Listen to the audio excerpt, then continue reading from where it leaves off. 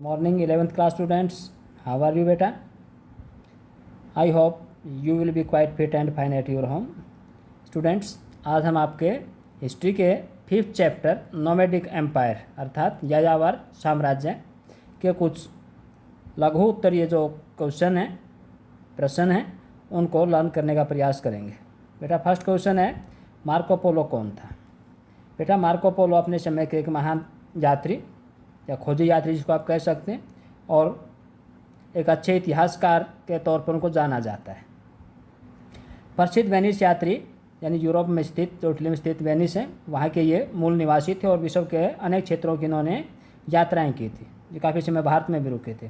प्रसिद्ध वेनिस यात्री Marco Polo ने चीन की यात्रा 1275 ईस्वी से 1292 ईस्वी तक की। तो चाइना की यात्रा की 1275 से 1292 ईस्वी तक।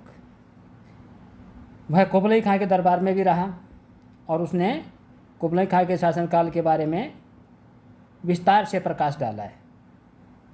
नेक्स्ट क्वेश्चन है बेटा, चीन में युआन वंश का अंत कब हुआ? इसके पश्चात वहाँ किस वंश की स्थापना हुई?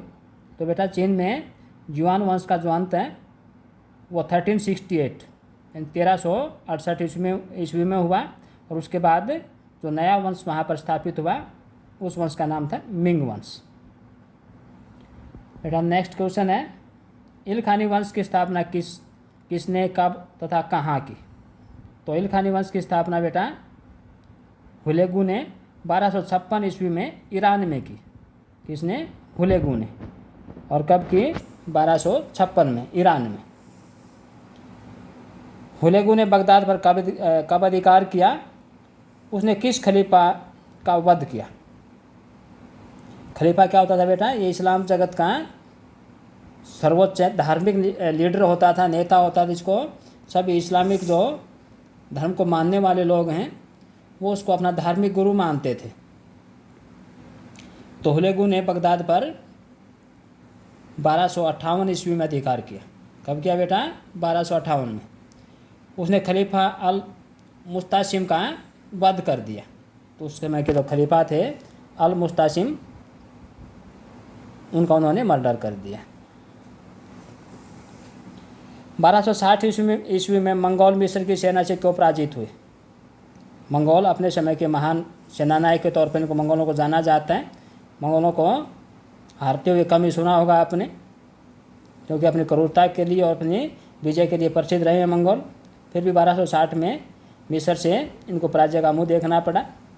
कारण क्या रहे कि मंगोलों की जो दिलचस्पी थी, उनका जो इंटरेस्ट था वो चाइना में ज़्यादा था, चीन में ज़्यादा इनका इंटरेस्ट बढ़ गया था और इसलिए मिस्र की सेना का मुकाबला करने के लिए उन्होंने अपनी सेना की एक छोटी सी टुकड़ी भेजी, जिसका रिजल्ट क्या रहा कि इनको डिफीट का सामना करना पड़ा, लूज करना पड़ा इनको ये युद्ध।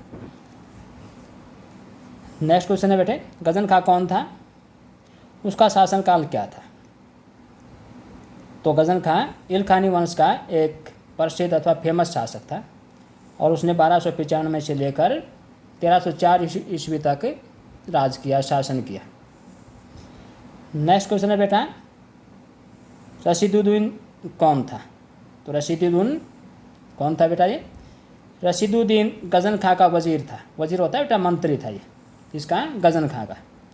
वह फारसी का प्रसिद्ध इतिहासकार था, एक हिस्टोरियन भी था और उसने जमी उल तवारिक नामक प्रसिद्ध ग्रंथ की रचना की। तो कई बार क्वेश्चन आ सकता है कि जमी उल तवारिक नामक प्रसिद्ध ग्रंथ की रचनाकार कौन थे या इसकी रचना किसने की? तो ये भी इसका आंसर हो सकता है रशीदुद्दीन। तो बेटा मैं उम्मीद करता हूँ कि जो क्वेश्चन आज हमने डिस्कस किए आपको लर्न हो गए होंगे। आपको अपने जो बुक है उसके चैप्टर को थोरोली स्टडी करना है और उसके कुछ अलग से क्वेश्चन आप फ्रेम अप करके अपने नोटबुक में लिख भी सकते हैं और इन क्वेश्चंस को आपको फेयर बुक में लिख करके अच्छी प्रकार से लर्न करना है। और जो आदरणीय अभिभावक हैं उनसे भी मैं रिक्वेस्ट करना चाहूँगा कि वो अभी बच्चों का HW करने में, होमवर्क करने में या अपनी स्टडी करने में बच्चों का सहयोग करें, मदद करें, हेल्प करें। थैंक यू बेटा, हैव अ नाइस डे।